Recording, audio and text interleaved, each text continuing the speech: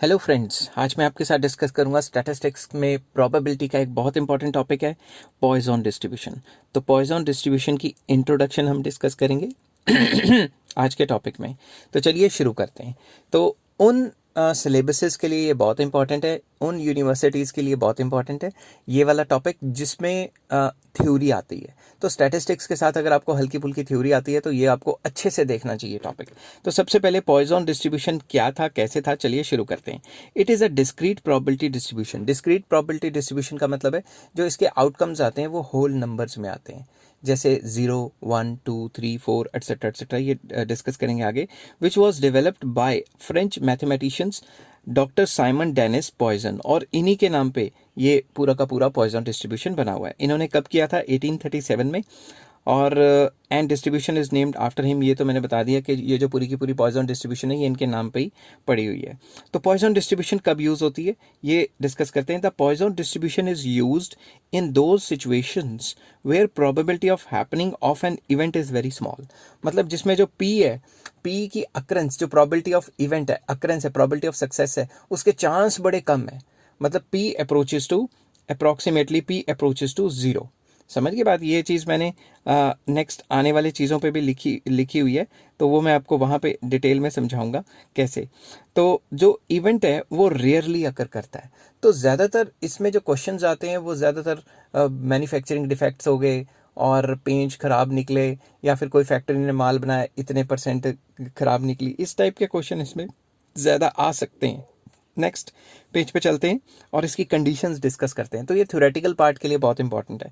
Conditions of binomial distribution मैंने लिखा हुआ है, यार पता नहीं क्या हो गया ये, कभी कभी स्पीड मार मार के जो है वो पॉइजन डिस्ट्रीब्यूशन, ठीक है ना, क्योंकि कभी कभी स्पीड में लिख रहा होता हूँ तो वो गलत हो जाता है। तो चलो एनी हाउ चेक करना चाहिए। तो इसमें आ जाता है पॉइजन डिस्ट्रीब्यूशन का क्या कहते हैं कंडीशंस। तो सबसे पहले पॉइजन डिस्ट्रीब्यूशन की कंडीशन क्या है? नंबर ऑफ ट्रायल्स जो है वो इन्फानाइटली लार्ज होने चाहिए। इसका मतलब है एन अप्रोचेस टू इन्फिनिटी।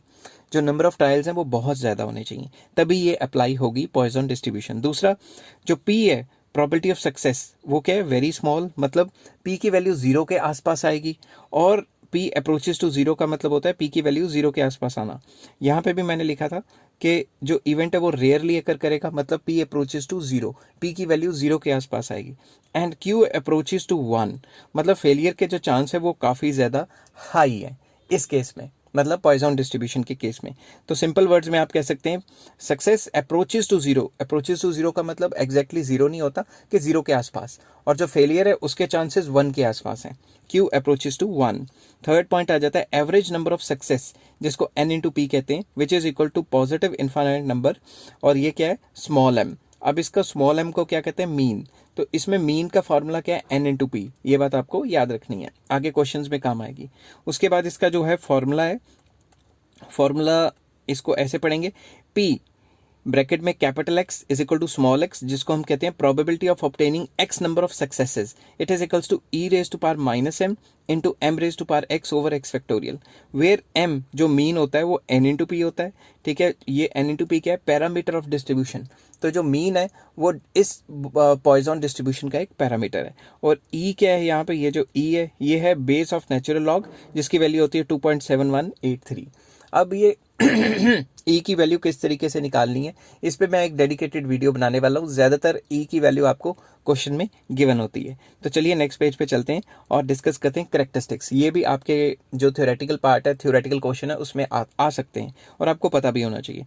तो सबसे पहला पॉइंट है कि ये डिस्क्रीट प्रोबेबिलिटी डिस्ट्रीब्यूशन है। जैसा कि मैंने कहा था कि इसकी प्रोबेबिलिटी होल नंबर्स में आती है, 0, 1, 2, 3 एटसेट्रा एटसेट्रा। ये तो हम पहले भी बता चुका हूँ। Value of P and Q, ये भी बता चुका हूँ कि जो क्यू की वैल्यू है वो जीरो के आसपास आनी चाहिए, और जो उल्टा बोल गया, पी की वैल्यू जीरो के आसपास आनी चाहिए और क्यू की वैल्यू वन के आसपास आनी चाहिए, और जो नंबर ऑफ इवेंट्स है वो इन्फिनाइटली लार्ज होने चाहिए, तभी ये लगेगा पॉइजन डिस्ट्रीब्यूशन। नेक्स्ट है मेन पैरामीटर। इसका मेन पैरामीटर क्या होता है? मीन।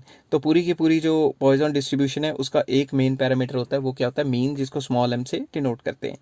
अब शेप ऑफ पॉइजन डिस्ट्रीब्यूशन, जो पॉइजन डिस्ट्रीब्यूशन है उसकी शेप क्या होती है? Positively skewed.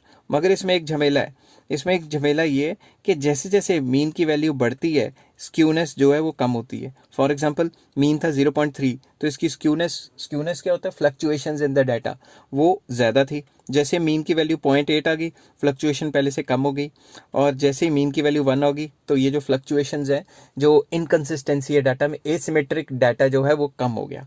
तो सिंपल वर्ड्स में जैसे जैसे मीन की वैल्यू बढ़ेगी वैसे वैसे स्क्यूनेस जो है वो गिरती रहेगी एंड वाइस वर्सा।